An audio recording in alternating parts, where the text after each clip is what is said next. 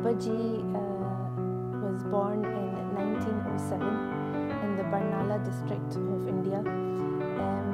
So he was born in 1907, and after a year, because of the plague in India, his mother and most of his family passed away. So the only people left in his family were himself, his father, and his older sister, who was married. So my granddad was staying with his father, who was a police inspector in the Barnala area. After a few years, in 1911, my grandfather and his father went off to Hajj, and they travelled through India to the port. And while he was, basically they were staying in a place where the innkeeper said to my grandfather's father that you should get remarried. And so there was a widow who was a cleaner there, and that same evening my grandfather's father got married to this widow. So my grandfather had now a stepmother at the age of 4. So this was a blessing in disguise for my grandfather, but we'll know later why that was. So they ended up travelling through a steamship to Saudi Arabia, and it was a few months before Hajj that they arrived.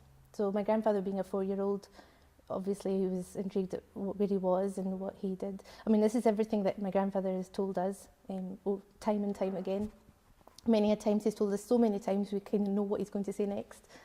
So when they arrived in Makkah, there's a funny story that my grandfather told me, that his father said to him that we're going to go to the well of Zamzam and drink this water. And being a child, he drank the water and spat it out because he didn't like the taste of it. So he got a big slap across the head for that. And then in that time, they were allowed to enter the Kaaba. And so again, my grandfather's father said to him that, when you enter the Kaaba, keep your eyes down out of respect. And obviously, if you're going to tell a 4-year-old boy, keep your eyes down, one thing he's not going to do is keep his eyes down. So as soon as he walked into the Kaaba, he lifted his eyes up, looked around, and got another smack over his head. So it's stories like that he's mentioned to us.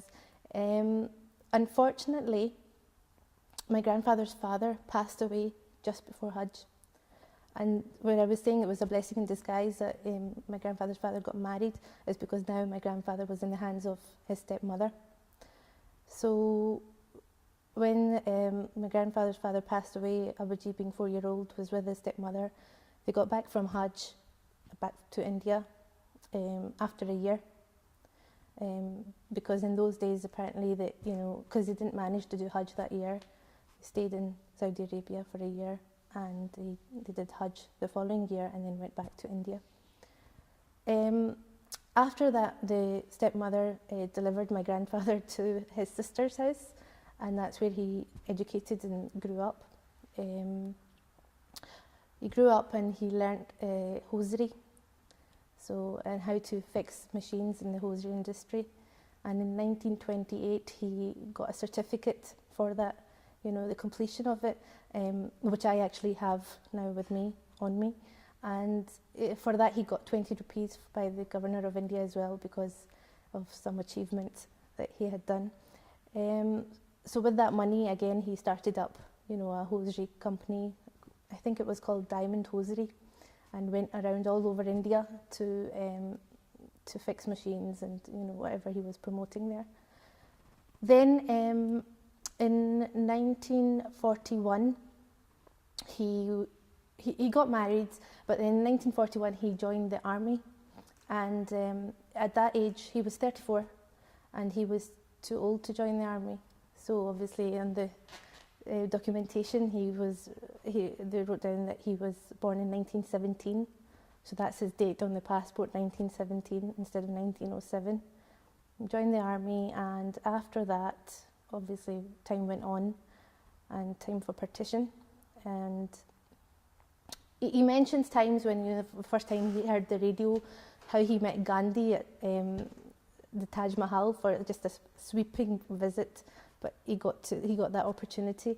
And also in the other stories about how they were in the jungle and how he watched people be buried alive, and some sad stories, some not so sad stories, some funny as well.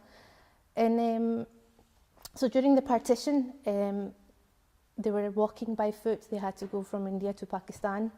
And my daddy, which is my grandmother, she was expecting my father. And she wasn't in a good state. So my granddad decided to carry her. And he only kind of lifted her for a bit and walked with her for about a mile before he got really tired and had to put her back down. So that was really fascinating to know. When he came to Pakistan, he started, during his time in India, he also learnt to do, in Urdu they call it compodry, wherever, you know, something to do with medicine. And that's the business that he kind of set up when he came to Pakistan. And then they obviously lived in Pakistan until around 1965. And in 1965, he, along with the family, came over to the UK. In the UK, he started, his first job was as a lamplighter. So he was going up and down closes in the morning, in the evening to light the lights, and in the morning to kind of switch them off again. And I believe that's the key to his long life, the fact that he had such an active life and going up and down hundreds of stairs every day. You know, that was really good. So he came, obviously lived in the UK, and then in 1982 he retired. And in 1982 he went for his second Hajj. And this time he used to tell us about the difference between the first time he went as a child. He had some memories of it, and then the second time he went. So that was about after 71 years, I think, so his second Hajj. And the difference of when they went on camelback and, you know, the steamship, and this time round he was on a plane and cars, and there were roads there. In 1982, so he went to Hajj, and then after that, obviously he was well established in Glasgow, a lot of community, and he started volunteering at Glasgow Central Mosque and at the bookshop, and basically ran the bookshop through the 1980s and 1990s. So I have some fantastic memories of that time, because every weekend I would come and stay with him, and he would bring me to the masjid, and all day, all evening we were at the mosque. So you've got this 4 or 5 year old kid who doesn't know much and is sitting with our granddad all day in this bookshop having to read some books, which didn't make sense to me at the time, and selling sweets to other kids that were coming to the mosque, which was it was jealousy for me, because I had to sit at the bookshop while these kids were all playing outside and going downstairs to read the Quran, and I wasn't. But it was a fantastic time, because I got the opportunity to see what it's like to go into the men's section in the mosque and sit at the back and watch the Jamaat pray, or in the smaller prayer room to see how they all pray, you know, Fajr, Zohar, Asr, Maghrib, Isha, and see my grandfather's interaction with people, and it really inspired me. I mean, he didn't share much about how it all happened, but I saw it with my own eyes, really. I mean, we used to play in the courtyard, and there wasn't many people that were coming to the mosque at the time.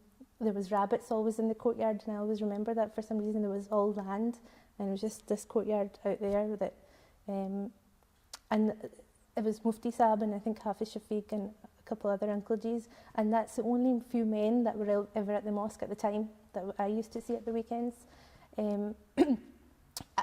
For me, his interaction with the community and his relationship, that was the point, the fact that no matter what happened, sometimes I would see him get into an argument with the community members, just because he would be standing for the truth. It doesn't matter what it is, he'll say it as it is.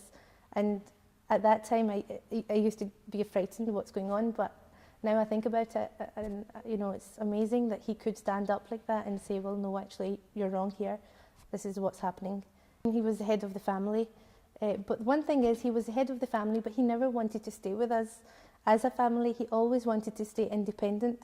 So even as he got really old, I mean, for me at the time when I was young, he was a middle-aged man to me. But when I think about it now, he was in his 80s. So he wasn't a middle-aged man, he was an old man, yet he was walking to the mosque and coming back and forth to the masjid, running the bookshop at that age. I don't think we acknowledged it at the time, the efforts that he was putting in, but he just quietly kept doing what he had to do. In terms of the family, he had so much resilience. No matter what happened, when he knew who was right, who was wrong, what's going on, he would always stand with the truth. And many times in his life, his wealth has come to him and he's lost his wealth, but it really didn't matter to him. It was just the fact that he was doing what he knew was right. And as a family, I think we took that from him. The one that always sticks in my head, and I think I've repeated it many times, is he's always said to me कि बेटा, 50 साल लगते हैं इज़्ज़त बनाने में और इज़्ज़त गंवाने में 50 सेकंड भी नहीं लगते, सो अपनी इज़्ज़त को संभाल के रखो. So that was the key. It takes 50 years for you to make your respect in the community and within yourself, and it doesn't even take 50 seconds for you to destroy it all. That was one that always stick with me.